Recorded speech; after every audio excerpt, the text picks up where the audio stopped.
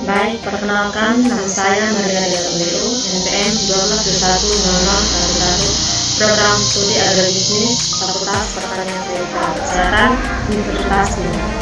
Di sini saya akan membawakan materi tentang perdagangan internasional menggunakan teori Hacker-Ollin. Teori Hacker-Ollin, model analisis perdagangan internasional antara negara yang mempunyai karakteristik tersendiri. Teori ini mempunyai dua kondisi penting sebagai dasar dari munculnya perdagangan internasional, yaitu ketersediaan faktor produksi dan intensitas dalam penguasaan faktor produksi atau proporsi faktor produksi. Teori Hacker-Ollin memprediksikan bahwa pola dari perdagangan internasional akan ditentukan oleh sumber daya yang berlebih antar negara. Hacker-Ollin mengemukakan bahwa suatu negara melakukan perdagangan internasional karena adanya perbedaan opportunity cost suatu produk antara suatu negara dengan negara lain dikarenakan adanya perubahan jumlah atau proporsi faktor produksi yang dimiliki masing-masing negara. Ada beberapa hal yang dianggap sebagai penyebab perbedaan harga, misalnya faktor permintaan atau perbedaan teknologi.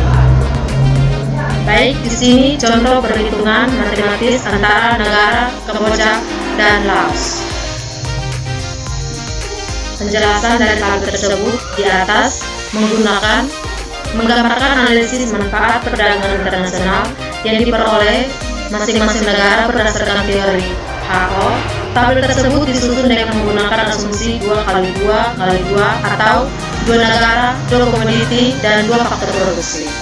Sesuai dengan konsep titik singgung antara ICOS dengan ISOC1, masing-masing negara cenderung memproduksi barang tersebut yang paling optimal sesuai dengan proporsi faktor produksi yang dimilikinya. Dari tabel tersebut, kita mendapat gambaran tentang penggunaan asumsi teori HO. Antara lain A. Perdagangan internasional terjadi antara negara, dalam hal ini Kamboja dan Laos. B. Setiap negara memproduksi 2 komoditi yang sama, misalnya 300 sepatu dan 80 televisi. C. Setiap negara menggunakan 2 jenis faktor produksi, yaitu labor dan kapital, dengan jumlah proporsi yang berbeda. Sekian dan terima kasih.